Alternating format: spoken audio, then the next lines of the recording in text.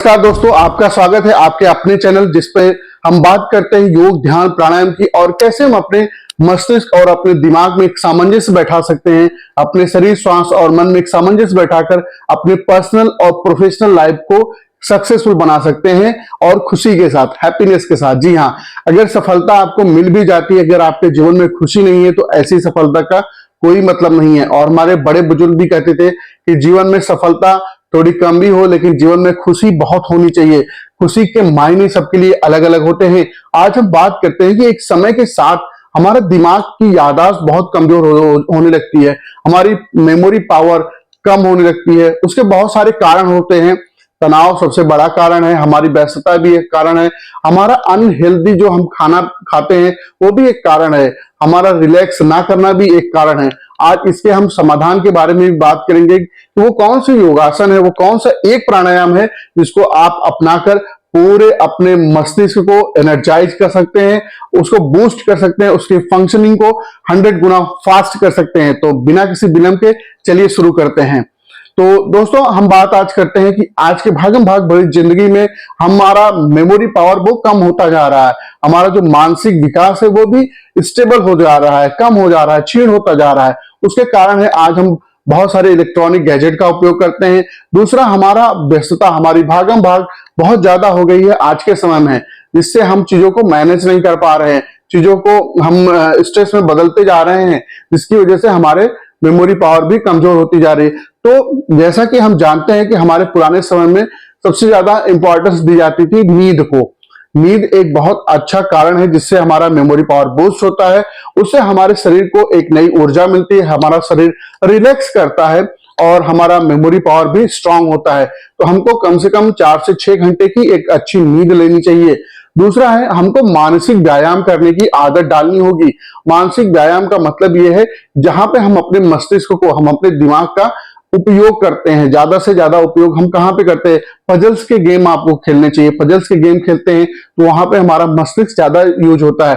दूसरा, जब हम शतरंज खेलते हैं, शतरंज में भी आपने देखा होगा कि दिमाग का बहुत यूज होता है, तो वहां पे भी हमारा जिस चीज का जितना ज्यादा इस्तेमाल हम करते हैं वो चीज उतनी स्ट्रांग होती है। वैसे ही हम अपने दिमाग का जितना इस्तेमाल करेंगे, नई नई चीजों को सीखने में, नई लर्निंग, न्यू स्किल सीखने में आप अपने दिमाग का उपयोग करेंगे तो उसकी फंक्शनिंग बढ़ेगी। कोई नई लैंग्वेज, आप जो भी लैंग्वेज बोलते हैं, जो समझते हैं, उसके अलावा कोई आप नई लैंग्वेज सीख सकते हैं जिससे आपका मेमोरी पावर स्ट्रांग होगा, मेमोरी पावर बढ़ेगा। दूसरा है, आप शारीरिक व्यायाम, मानसिक व्यायाम के साथ साथ शारीरिक व्यायाम या एक्टिवनेस भी बहुत जरूरी है।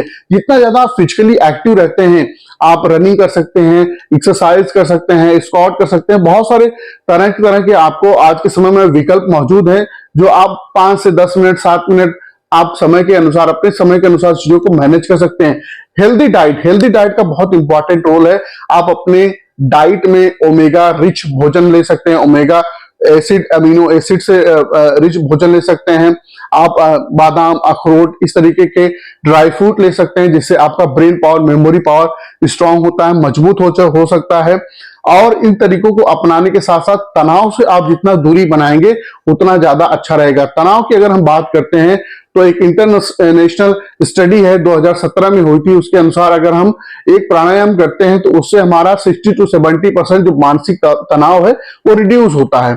और आज के समय में आप देखेंगे कि बहुत सारे चीजों में हम बहुत सारे मल्टीटास्किंग करने लगते हैं, तो उस मल्टीटास्किंग में हमारे सारा प्रेशर दिमाग पे जाता है, तो हम कोई एक काम पे फोकस भी नहीं कर पाते। तो मल्टीटास्किंग तो आप कर सकते हैं, आप करिए, बिल्कुल करिए, लेकिन मल्टीटास्किंग के साथ साथ दिमाग को भी रिलैक्स कीजिए, दिमाग को भी एनर्जाइज कीजिए। जैसे सिंपल सी बात है, आप अपनी गाड़ी का कोई सर्विस कराने जाते हैं, कोई आपके पास कपड़ा है गंदा हो जाता है तो उसको धुलते हैं, आप अपने शरीर को डेली वॉश करते हैं, बाहर से धुलते हैं, लेकिन क्या आप अपने आज तक अपने मन को आपने धुला है, अपने मन को साफ किया है? सबसे ज्यादा जरूरी क्या चीज है आपके लिए? आपका मन। आपके पूरे शरीर में सबसे ज्यादा इंपॉर्टेंट क्या चीज है? आपका मन। थोड़ा शरीर गंदा भी रहेगा तो आप चला सकते हैं। अगर आपका मन ठीक नहीं है, मन दुखी है या मन तनावग्रस्त है, तो उसको ठीक करने के लिए जो चीज सबसे ज्यादा इंपॉर्टेंट है वो है योग, ध्यान, प्राणायाम। योग को लोग एक्सरसाइज समझ लेते हैं, योग एक्सरसाइज से थोड़ा आगे की चीज है। अगर हम अपनी सांसों पे केवल ध्यान रख कर कुछ चीजें, आसन करें, प्राणायाम करें, तो हम माइंडफुलनेस की तरफ जा सकते हैं, हमारा माइंड रिलैक्स कर सकता है और माइंड की हमारी क्षमता बढ़ जाती है। आज हम बात करते हैं अनुलोम विलोम प्राणायाम की, या नाड़ी शोधन जिसको बोला जाता है, जो हमारे रीढ़ के नीचे की जो नाड़ियां हैं उसको जो शुद्ध करता है, नाड़ी शोधन प्राणायाम उसको बोलते हैं। इसको अगर हम माइंडफुलनेस के साथ जोड़ दें, आपने बहुत सारे वीडियोस देखे होंगे, लेकिन जो मैं आज तरीका आपको बताने वाला हूं वो कोई नहीं बताया होगा। इसको अगर आप माइंडफुलनेस के साथ जोड़ते हैं तो इसका आप रिजल्ट 100 गुना बेहतर पाएंगे। माइंडफुलनेस का मतलब क्या होता है, इसको आप समझिए। माइंडफुलनेस का मतलब होता है जो भी आप श्वास ले रहे हैं उस श्वास के प्रति अवेयर होके उस ब्रीथ को लीजिए, सांस को अवेयर होके लीजिए। आप जब प्रत्येक सांस को अवेयरनेस के साथ लेते हैं तो वही प्राणायाम, वही ज्ञान, वही ध्यान आपका एक यौगिक विधि में बदल जाता है और उसका रिजल्ट भी आपको 100x गुना मिलेगा। ये मेरी बात आप कहीं नोट कर लीजिए। तो नाड़ी शोधन प्राणायाम कैसे करना है ये मैंने बताया भी है, आज मैं फिर से आपको बता देता हूं। पहले तो आप चिन्ह मुद्रा बनाइए, चिन्ह मुद्रा बना करके आप अपने जांघों पर रखिए।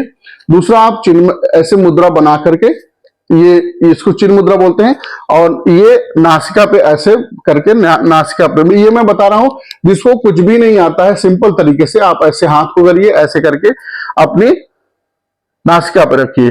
आप पहले क्या करेंगे, पहले बाईं नासिका से सांस को छोड़ेंगे, फिर बाईं नासिका से सांस भरेंगे और दाहिनी नासिका से छोड़ेंगे।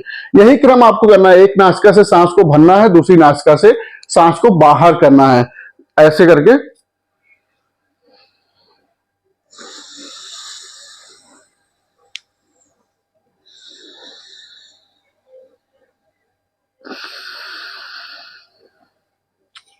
अच्छा, इसमें 3-4 चीजें बहुत इंपॉर्टेंट है जो आपको ध्यान में रखनी चाहिए।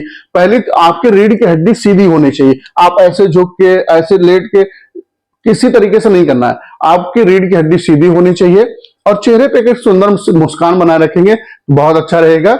आंखें बंद करके आप श्वास को जितना लंबा और गहरा रखेंगे उतना ज्यादा अच्छा है। शुरुआत में थोड़ी दिक्कत हो सकती है कि आपका मन पहले भागेगा इधर उधर, आपको चिंता नहीं करनी है। कोई भी काम का परिणाम जो है एक दिन में नहीं आता है। आप इसको कुछ समय, कुछ दिन करके, लगातार करके देखिए।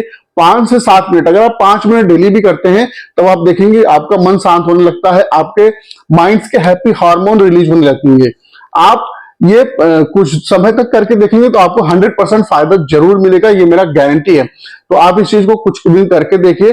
नाड़ी शोधन प्राणायाम एटलीस्ट 5 मिनट करिए और उसके साथ अगर आपको कोई ध्यान आता है या 1-2 मिनट शांत होकर के बैठेंगे तो आपको अच्छा महसूस होगा। और कोई अगर आप ध्यान करना चाहते हैं तो इसी चैनल पर मैंने एक संकल्प के लिए ध्यान दिया हुआ है, तो कोई भी इच्छा अगर आपको चाहते हैं पूरी करने के लिए तो वो संकल्प ध्यान आप कर सकते हैं जाकर के। और अंत में मैं इतना ही कहना चाहूंगा कि सब्सक्राइब करने के लिए कुछ नहीं लगता है दोस्तों। सब्सक्राइब अगर आप करते हैं तो उससे हमको मोटिवेशन मिलता है और अच्छी वीडियोस बनाने के लिए। और तो आपका एक सब्सक्राइब करना हमारे लिए बहुत महत्वपूर्ण है, हमारे लिए बड़ा फायदेमंद होता है। तो आप बिना सब्सक्राइब किए मत जाइए, सब्सक्राइब करना ना भूलिए। बहुत बहुत धन्यवाद।